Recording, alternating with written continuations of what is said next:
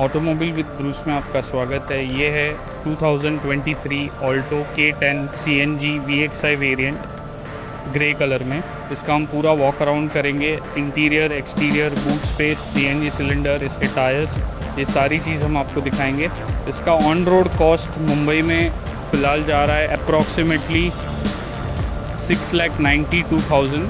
On road Mumbai एक approximately pricing है, वो भी अभी के लिए अगस्त सितंबर 2023। आगे वीडियो में हमने Alto K10 petrol manual white colour का भी वॉक अराउंड किया है। वीडियो को एंड तक एंजॉय कीजिए।